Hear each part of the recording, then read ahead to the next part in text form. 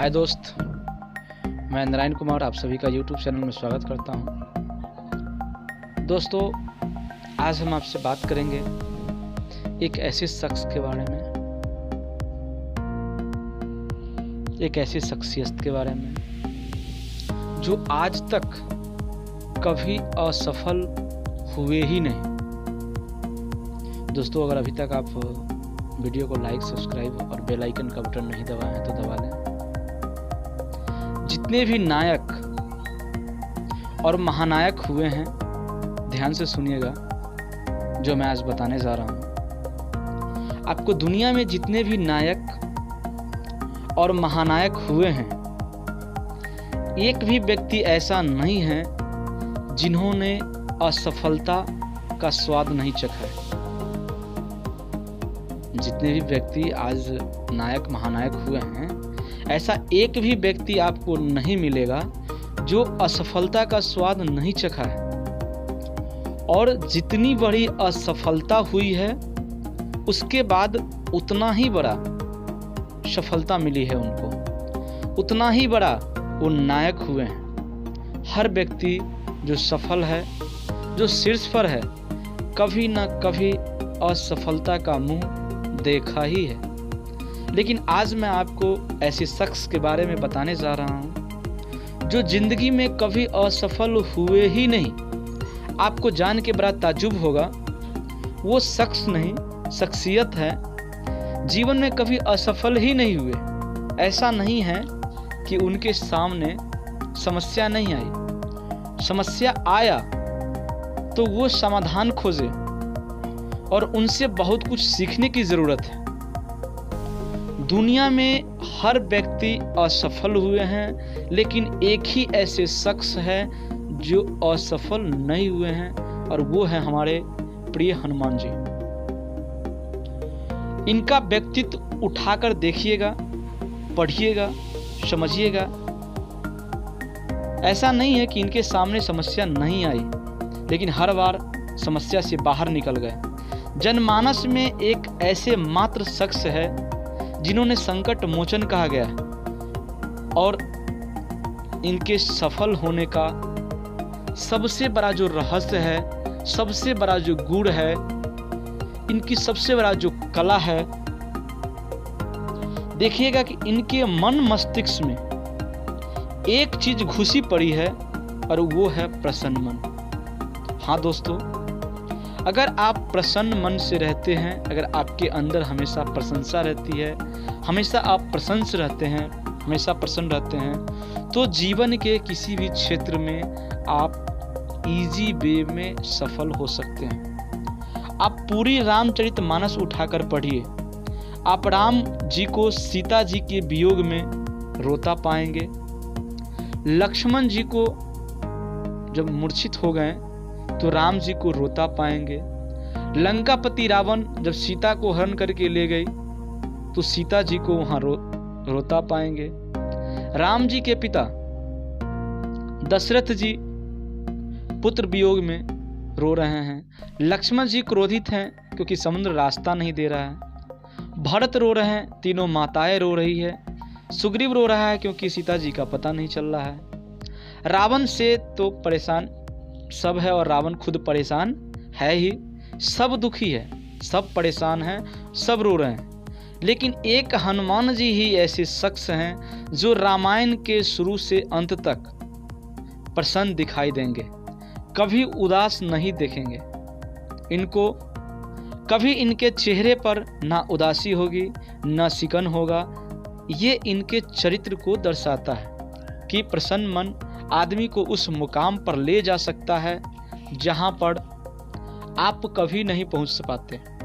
और ये मैं नहीं कह रहा हूं, पूरा रामचरितमानस कह रहा। पढ़े तो एक एक छंद आपको बताता है कि इनके मन में सिर्फ और सिर्फ प्रसन्नता है।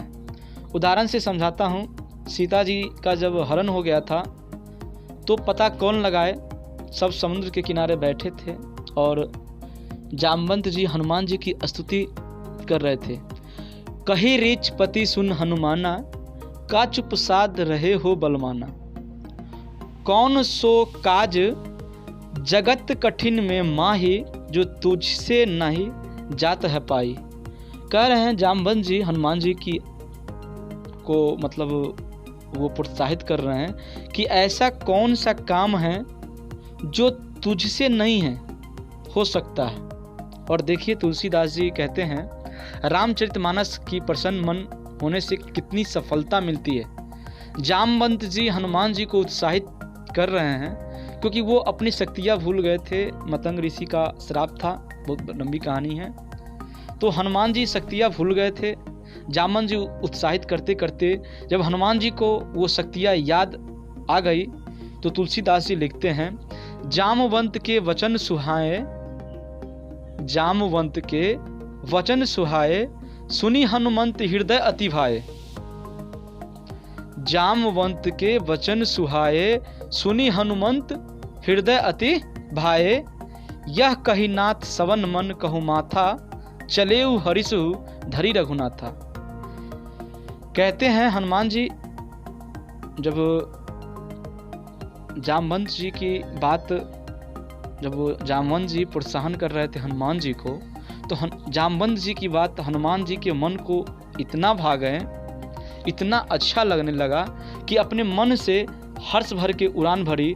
तो कहते हैं कि जब लगही सीते ही देखी, जो बंदर वहाँ बैठे थे, जो भालू बैठे थे, उनको कहते हैं कि जब तक मैं यहाँ आऊँ ना तब तक तुम मेरा यहाँ इंतज़ार करना, सीता जी का पता लगा करके ही मैं आऊँगा।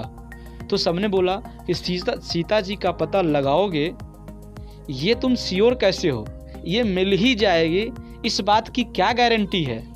तो हनुमान जी कहते हैं कि जब लागही सीत ही देखही, होई काज हर्ष विशेष मोही।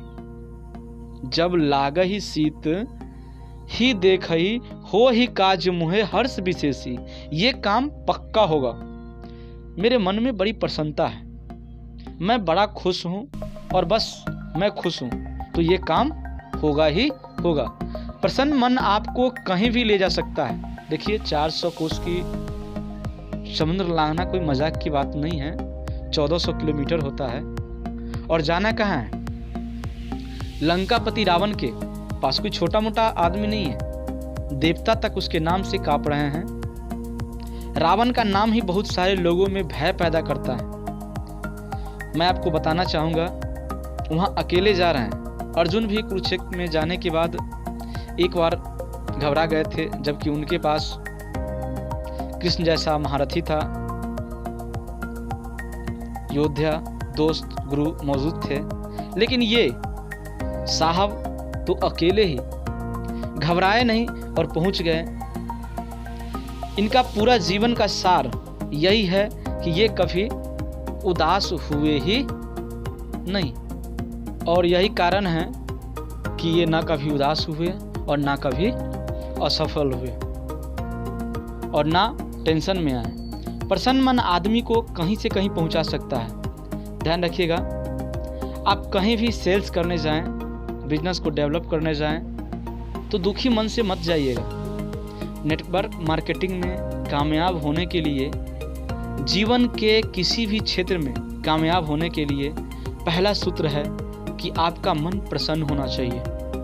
यही कारण है कि जितने मंदिर हनुमान जी के हैं, किसी और देवता के नहीं हैं। और यही कारण है कि इनका प्रसन्न मन होने के कारण ये सब लोगों से ज़्यादा प्रसन्न रहे हैं, जिसकी वजह से सफलता भी इनके झोली में ज़्यादा गिरी है। ये जीवन में कभी असफल हुए ही नहीं। प्रसन्न मन होने के कारण ही ये आज तक असफल नहीं हुए हैं। दोस्तों, इसी के साथ फिर मिलते हैं अगले वीडियो के साथ। तब तक के लिए नमस्कार।